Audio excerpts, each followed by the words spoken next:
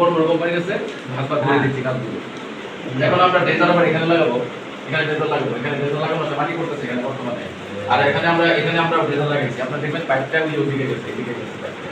এখন আমার এখানে প্লট আছে, আমার এখানে প্লট হলো এই প্লটটা, এই 15-16 নম্বর প্লটটা আমার, এই যে 15-16 আছি ভালো, আপনি আছেন 15-16 ভালো। নম্বর এটা আমার। এই যে রেড মার্ক করা এগুলা কি?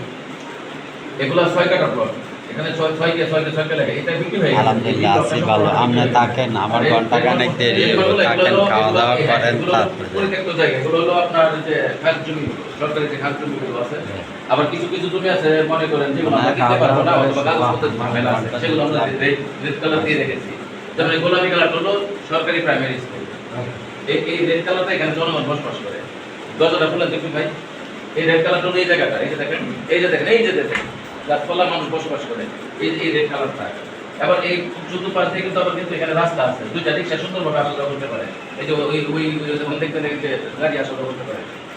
তো এই রেড কালারটা এইগুলো হলো মানে জনগণ বসবাস করতেছে, বা তাদেরকে আমরা তাড়াবো না, অথবা কিছু জমি আছে এখানে খাস জমি আছে, ওগুলো যেভাবে সেভাবে করে দেবে। আচ্ছা, এরপরে হলো আপনার এই যে হলুদ কালার যেগুলো দেখতেছেন, এগুলো কিন্তু কমার্শিয়াল, কারণ এগুলো হলো 100 ফিট রাস্তার সাথে, আর ভিতরগুলো হলো রেসিডেন্সিয়াল।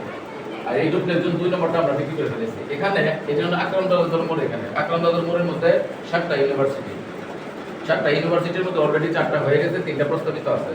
এখানে আছে কৃষিবিদ সিটি, কৃষিবিদ সিটির পাশে একটা ইউনিভার্সিটি হবে গ্লোরিয়াস ইন্টারন্যাশনাল ইউনিভার্সিটি, প্রস্তাবিত জায়গা কিনে রাখছে।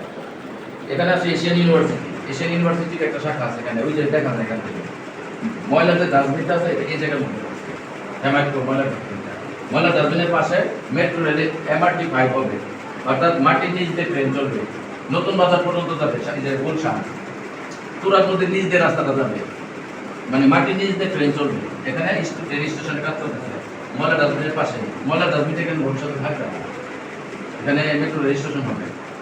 আচ্ছা, আর আরেকটা বিষয় হলো ড্যাপ, ড্যাপ কিন্তু আমাদের থেকে আরো 2 থেকে 2.5 কিলোমিটার পরে দিয়া আপনার যে রাজুকের যে ড্যাপ প্ল্যান্ট আছে, ওটা একটা ম্যাপ আছে, কিন্তু ম্যাপের মধ্যে যে এটা পুরোটাই ঢাকার ভিতরে।